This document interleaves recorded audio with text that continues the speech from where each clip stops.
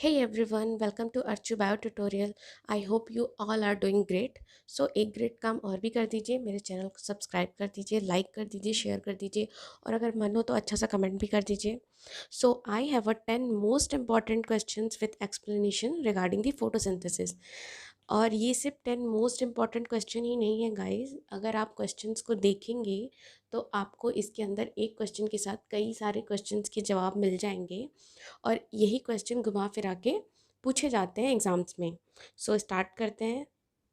The first question is which of the following dicot follow C4 pathway. What we. तो इसमें amaranthus क्या है? Dicot है, monocot थोड़े है भाई, डाइकॉट है. और डाइकॉट है और C4 पाथवे को फॉलो करता है, तो the answer right answer is amaranthus. Most of the C4 plant is monocot, however exceptional dicot is amaranthus. तो जो most of the C4 plant है वो मोनोकॉट होते हैं जो कि C4 पाथवे को फॉलो करते हैं. बट यहाँ पे एक्सेप्शनल केस पूछा है, तो जो डाइकॉट है जो कि एमरंथस है तो वो क्या फॉलो करता है? C4 pathway. So coming to the next question. Oxidation and phosphorylation takes place simultaneously in oxidative phosphorylation and form what? NADPH, water, FADH2, ATP. क्या करता है बताइए? तो वो फॉर्म करता है ATP. कैसे? क्या होता है कि ऑक्सीडेटिव फॉस्फोरिलेशन में जो एटीपी है वो सिंथेसाइज्ड होता है फ्रॉम एडीपी से और एक इनऑर्गेनिक फॉस्फेट से जो कि माइटोकॉन्ड्रिया के मैट्रिक्स में प्रेजेंट होता है. अब हम इसका एक्सप्लेनेशन देख लेते हैं कि क्या इसमें एक्सप्लेन किया है.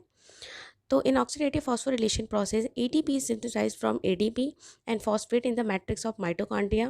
ATP is produced by the energy released in the consumption of pyruvate being used to create a chemiosmotic potential by pumping protons across a membrane, and this potential is used to drive ATP synthase which produce ATP. तो oxidative phosphorylation में क्या होता है कि जो ATP है वो synthesized होता है ADP और फॉस्फेट से जो कि मैट्रिक्स में होता है इन of mitochondria.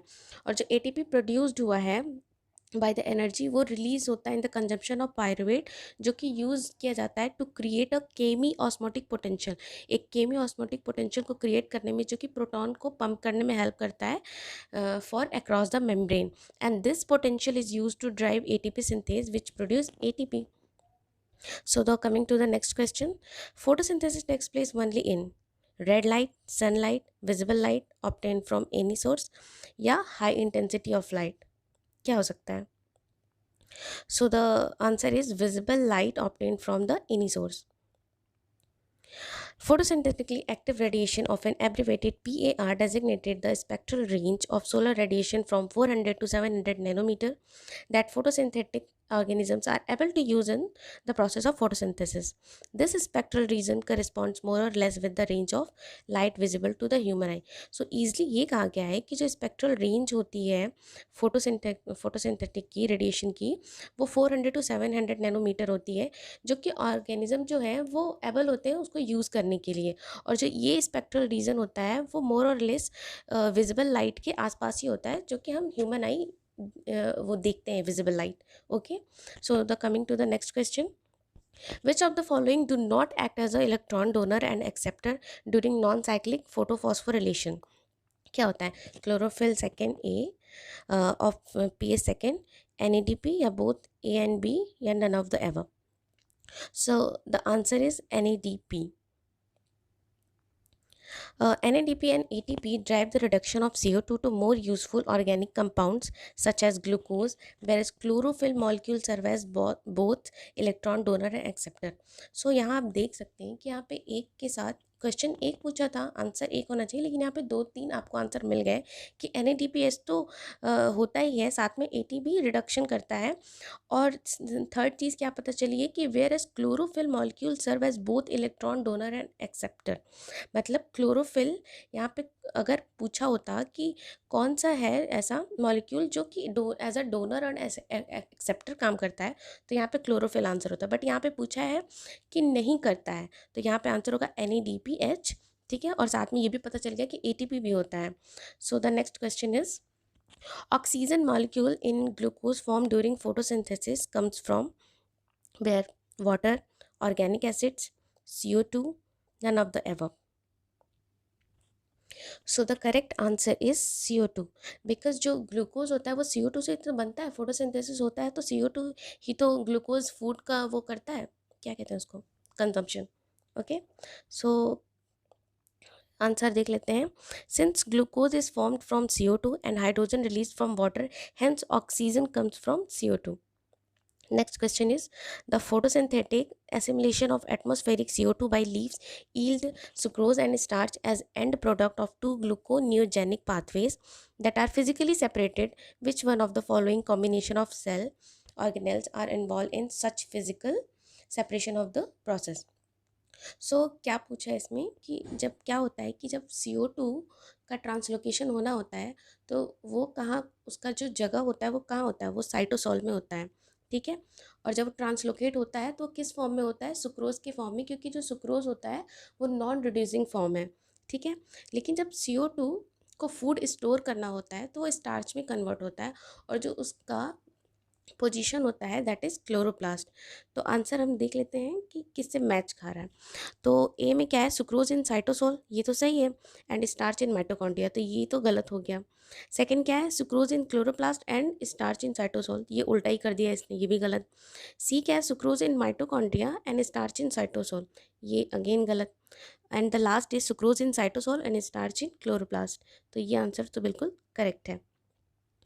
So the explanation is, in the chloroplast, most of the triose phosphates that are synthesized, they are either converted to sucrose or starch.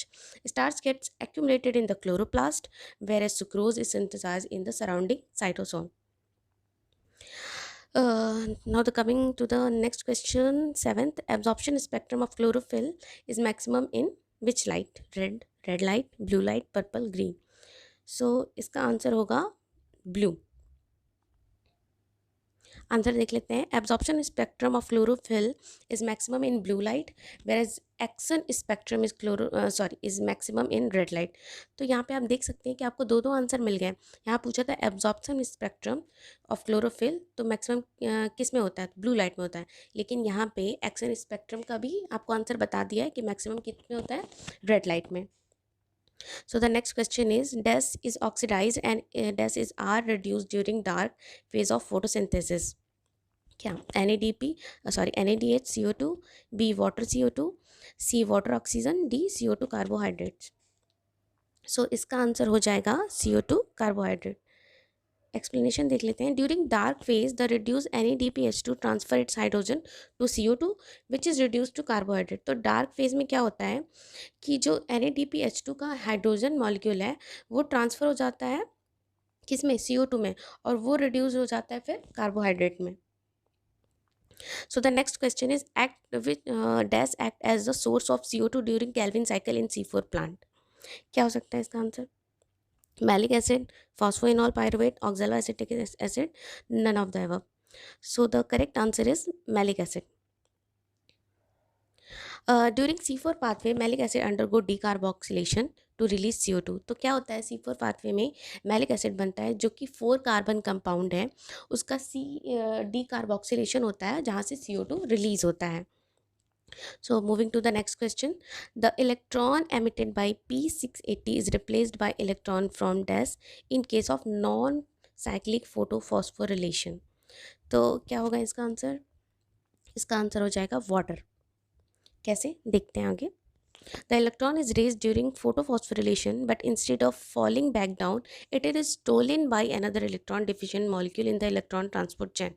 तो क्या होता है कि इलेक्ट्रॉन रेज करता है ड्यूरिंग फोटोफॉस्फोरिलेशन, बट अगर ये कम होता है, ये डाउन होता है, तो ये चुरा लिया जाता है उससे जिसके पास मॉलिक्यूल की कमी है।